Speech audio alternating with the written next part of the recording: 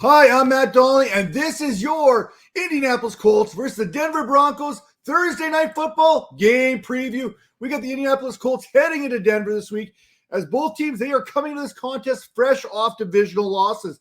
The Colts, they dropped a home contest last week to the Tennessee Titans, 27-17, to drop the record to 1-2-1 on the season, while the Denver Broncos, they lost in Las Vegas, 32-23, to drop their record to an even 2-2. What makes both those losses even more painful right now is along the way, both these teams lost their lead backs.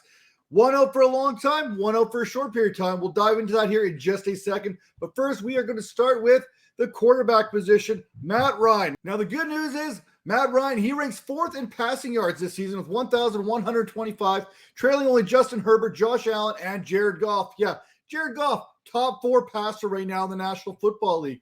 He also has a very respectable 7.3 yards per attempt. Now, the bad news with Matt Ryan, he has as many interceptions this season, 5, as he has touchdowns, and he has now fumbled the ball 9 times this season, losing 3 of them.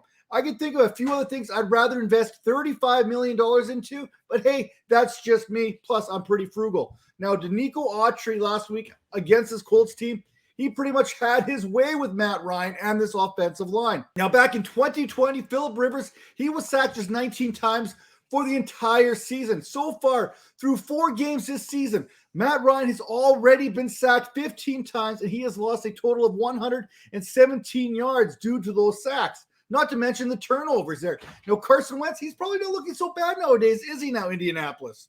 Now, against the Titans last week, Matt Ryan went 27-37 for 356 yards and 2 touchdowns.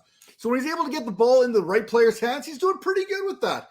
Derek Carr and the Las Vegas Raiders, they decided to go with more of a balanced approach last week against the Denver Broncos. Vegas had been throwing the ball nearly 73% of the time heading into last week's matchup there. And it was more of a 50-50 split between the run game and the pass game, which turned out to work out pretty darn good for the Raiders in last week's contest. Now, Derek Carr, he had to swallow his pride a little bit there. He went 21 of 34 on his passing for the season low 188 yards.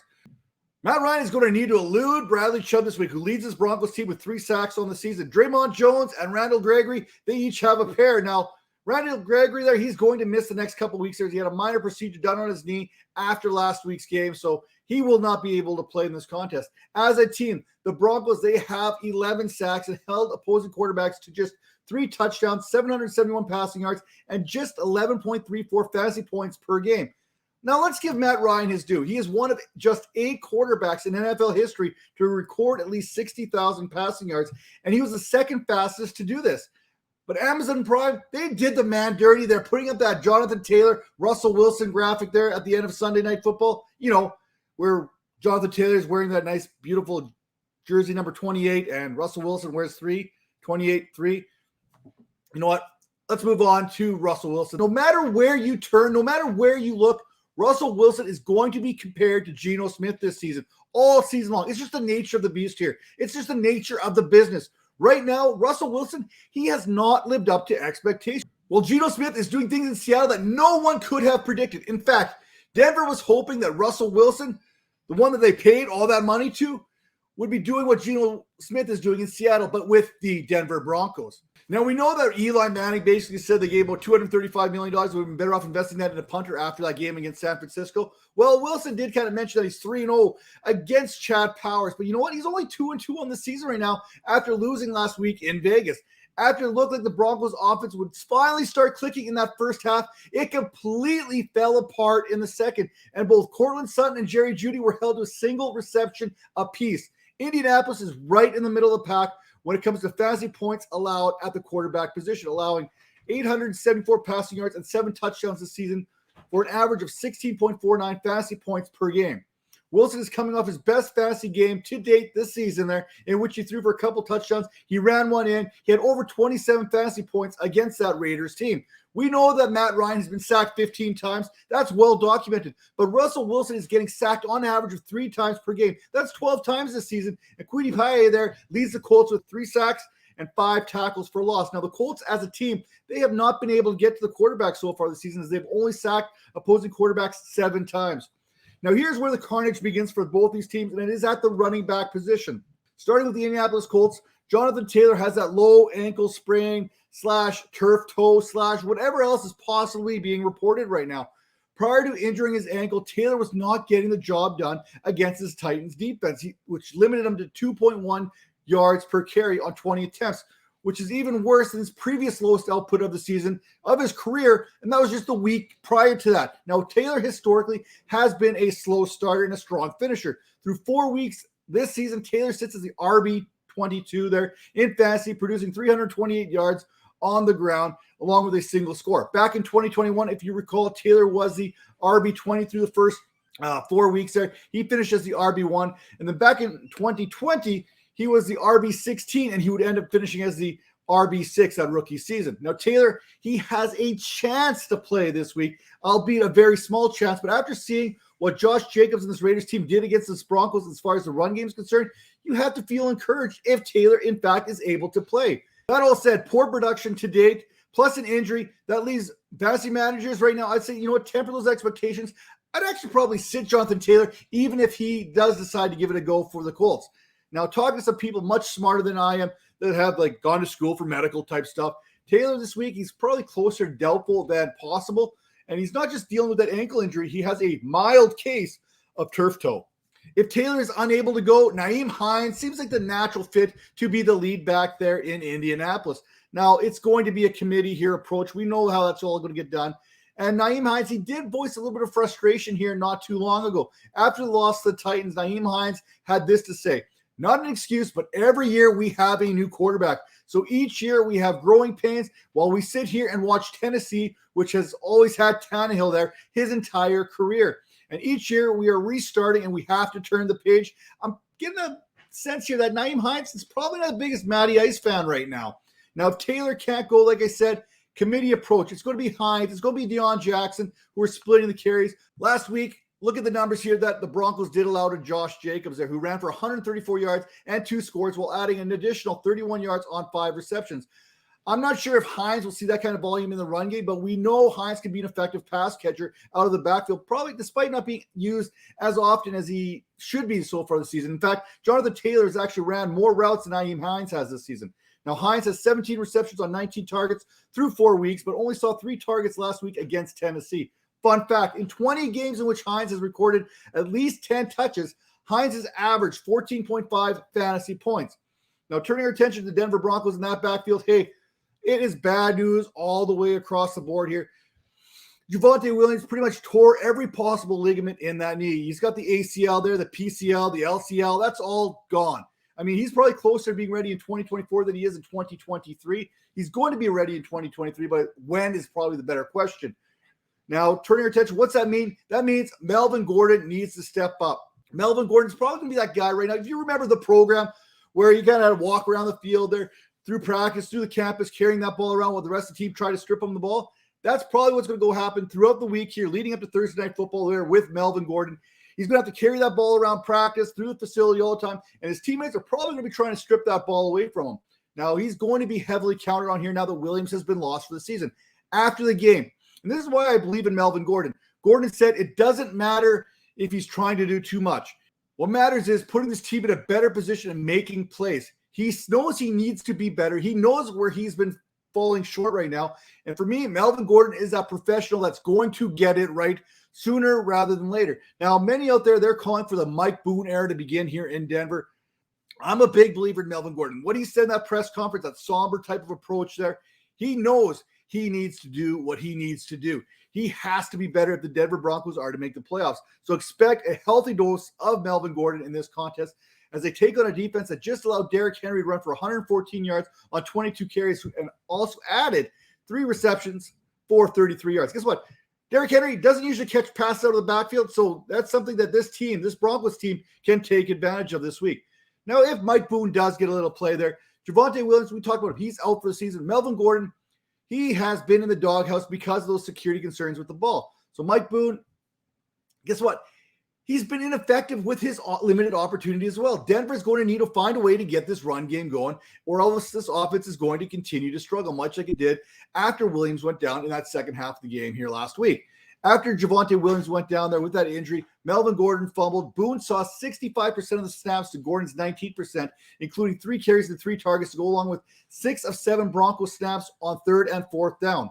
Now, looking at the wide receivers for this contest, Indianapolis Colts style, if last week's Patrick Surtain versus Davante Adams head-to-head matchup is any indication of what we are going to see this week, I may be fading Michael Pittman. Look, 6'2", 220-pound corners aren't supposed to move the way that Patrick Surtain does. The hips don't lie. He has got it all going on there. Now, Surtain broke up as many passes last week facing Davante Adams as he allowed in coverage. He held Adams to 4 receptions on 46 yards on 8 targets, and he allowed just a 67.71 passer rating. Matt Ryan, we know that he loves to force feed his top targets. Look, on the season alone, Pittman has seen 28 targets, and he's missed a game due to injury.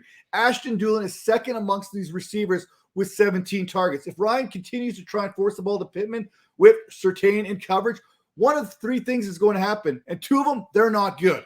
If Patrick Surtain is shadowing Michael Pittman, then in all likelihood, we're going to see Ronald Darby on Alec Pierce this week. In the previous 2 weeks, Pierce has 7 receptions there, produced 141 yards. With Pittman dealing with a difficult matchup, someone, somewhere has to step up along the way, especially if Taylor is unavailable this week. In the last 2 contests against the Titans and the Chiefs, Pierce has flashed some things that these Colts offense drastically needs moving forward. And Paris Campbell, he's not giving that right now. And Paris Campbell, he's actually probably behind these tight ends when it comes to the fantasy production pecking order here in Indianapolis. He played just 44 of 66 snaps a week ago there. If Indianapolis continues to have issues protecting Matt Ryan, those snaps are likely to decrease even further there as the Colts are likely to start going with a little bit more of a 12 personnel. Denver is only allowing 24.35 fantasy points per contest to the receiver position and have only allowed 474 yards receiving and a touchdown to the position this season, which is among the top 3 defenses in the league in those categories. Now for the Denver Broncos, Courtland Sutton. Sutton is no longer a stranger to the touchdown game here. He's no longer touchdownless after finding the end zone in the first half of last week's contest against the Las Vegas Raiders. Sutton has averaged 16.2 fantasy points per contest and now sits inside the top 12 amongst fantasy receivers this season. When Wilson has looked to push that ball down the field, he has looked Sutton's way as his 343 receiving yards sits just 7th in the National Football League. Sutton has seen at least a 29% target share in each of his last 3 contests while finishing inside the top 20 for fantasy in each of those weeks while providing 425 air yards, which currently sits 5th in the NFL with a 40% share of the Broncos air yards to date. Jerry Jeudy doesn't have those numbers. Let's put it honestly. I'm going to be blunt about that. Jerry Jeudy, I'm going to predict that Jerry Jeudy, he's probably not going to call anyone short or take a shot at anyone's height here this week. In the first half there against the Raiders, Jeudy had 3 catches for 52 yards, including that touchdown. But after the half, Jerry Jeudy was limited to just 1 catch, 1 yard on 2 targets. He's got to be better if this Broncos offense wants to get cooking. And finally here, as far as receivers are concerned, how about give us some love to KJ Hamler? Anytime KJ Hamler makes a play, I'm going to talk about it. I mean, this guy, this kid, he has gone through so much the last couple seasons. They're on the field, off the field, battling injuries, battling whatever else you could possibly imagine. His first catch of the season was a 55-yard bomb from Wilson, in which Wilson underthrew, or else he would have been in the end zone. Now, hopefully we get to see more of Hamler out of the slot. His speed and quickness from that slot position are going to create mismatches in which this offense can look to exploit, especially moving forward if they're looking to replace some of that production loss from the Javonte Williams injury. As tough as the Broncos have been on opposing receivers in fantasy, the Colts have been just as tough, if not even better, allowing just 456 yards to receivers, but they have allowed 3 touchdowns and 25.53 fantasy points per game. And finally, the tight end position here, Mo Alley-Cox, Jelani Woods there for the Colts. Don't look now, but Mo Alley-Cox is flirting with tight end 1 territory here when it comes to fantasy production, averaging 8.7 fantasy points per contest. Yes, the tight end position is a complete wasteland when it comes to fantasy. The Broncos have only allowed 188 yards to tight ends so far this season, but they have allowed 2 touchdowns in 4 contests. Last week, Alley-Cox caught all 6 of his targets there for 85 yards and 2 touchdowns, while Jelani Woods, who had been scoring touchdowns the previous weeks, had 1 catch for 33. Now for the Denver Broncos, this tight end, whatever they got going on here, it is ugly. Albert O, there's nothing to see here. Literally, I've been down on Albert O all offseason, and last week He saw just one snap the entire game. Eric Saubert there, for crying out loud, caught one pass for 25 yards and played 41 snaps. Entering week 5, Greg Dulcich is available to be activated from the IR, which rubs salt a little bit deeper into the wounds of those who are true Albert O truthers. Even some dude named Eric Tomlinson had 24 snaps. So the way I see it, Albert O can do one of two things. Either he changes his name to Eric prior to this game on Thursday, or he fakes an injury now to avoid further embarrassment of being a healthy scratch. What makes things worse is that the Colts allow 17.78 fantasy points per game to the tight end position on the season, which is the 7th most, while allowing 4 touchdowns, which is the 2nd most so far. With that all being said, if you like to score more, you need to head to fantasypoints.com today. Use promo code 22Vipers10. Get 10% off any subscription that they have out there. That's college football. That's the NFL, DFS, you name it. We got you covered there. We'll see you next time.